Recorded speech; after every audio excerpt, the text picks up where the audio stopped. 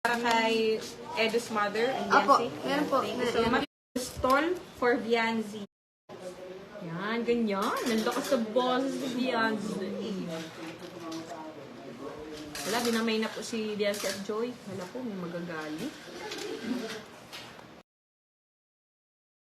Kapidongski TV.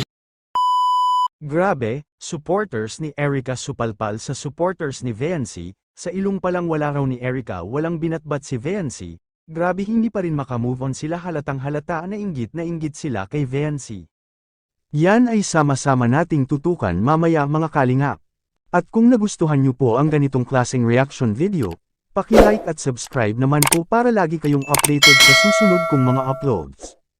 At salamat sa walang sawang pagmamahal at suporta kay Kuya Val Santos Matubang at Idol Kalingap Rab. Paalala, panoorin at tapusin ang video na ito para malaman mo kung ano ang nilalaman nito bago mag-comment. Ngayon balik tayo sa topic. Grabe hindi pa rin makamove on sila halatang halata na inggit sila kay Viancy, dahil hindi na sikat ang kanilang hinahangaan at hindi na napag-usapan kaya nagpapansin na naman sila ngayon. Yan ay ang mga supporters ni Erica. Akalain mong pati ilong raw ay walang binatbat si Viancy kay Erica ayon nga dito sa supporter ni Erica. Sa ilong pa lang ni Akay walang binatbat si Viancy, at dito ako tawang-tawa sa reply ng mga supporters ni Viancy.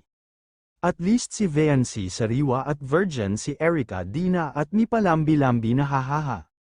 Grabe supalpal si supporter, akala nyo siguro walang iba to sa inyo ang mga supporters ni Bibi Viancy. Malaking pagkakamali na pasukin nyo ang longga ng EDSI dahil iba sila kapag sumuporta solid, hindi katulad sa inyo na watak-watak ang daming papansin hahaha. At dito nga may mga comment ang mga supporters ni Viancy at mas lalong pinahamak nila si Erica kaya huwag kasi kayo papansin, ayan tuloy labasan ng baho na pinagtawanan tuloy idol nyo hahaha. Hindi talaga sila makamove on. Hahaha, natatawa lang ako sa mga Edreco nato. Hahaha, kaya nga di nila matanggap hanggang ngayon. Ang ganda ni Viancy, hindi sila makamove on, lalo pag natapos ang bahay ni Viancy iiyak yan sila. Oo nga, mas maganda si Viancy sa tingin ko lang kahit medyo payat hindi pangit tignan dibdib niya. Di parang dibdib ng lalaki tulad yung kilala ko hahaha. Sadyang maganda talaga si Viancy kaso kung hindi yan maganda hindi yan si Eds mangkakagusto pihikan si Eds sa babae. Di nila matanggap na mas maganda si Viancy kaysa dun sa isa hahaha. Pang-miss you nga daw ng Edrica ay matabirin mo hakot award kaya pala tinanggal ng school nila yung pagmumukha niya bilang endorser, baka pati sweldo ng mga teacher mahakot din hahaha. Yan tuloy mas lalong napahamak si Erica sa pinaggagawa ng kanyang mga supporters. Kawawang Erica, gusto na manahimik pero dahil sa mga taong mga papansin palaging nahahatak ang pangalan at mapag-usapan. At sa aking sariling opinion, lahat tayo ay may kanya-kanyang masterpiece na nakaukit sa ating pagmumukha kaya huwag tayo mag-compare dahil si Erica iba din ang kanyang ganda at si Viancy mas lalong iba rin ang kanyang ganda.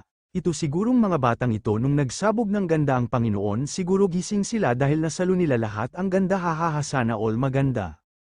Si Viancy parang angel ang mukha, si Erica naman ay yan sexy ang ganda kaya ang daming nahuhumaling na mga dad sa ganda ni Erica at isa na doon si hahaha. Kayo mga idol, alam nyo ba kung sino ang nagkagusto kay Erica? Kung alam nyo comment down below at ating pag-usapan hahaha. Shoutout pala sa lahat ng organic supporters ng Team Kalingap lalo na kay Mommy Lydia Nab Ide. Salamat po Mommy Lydia sa support nyo po sa amin.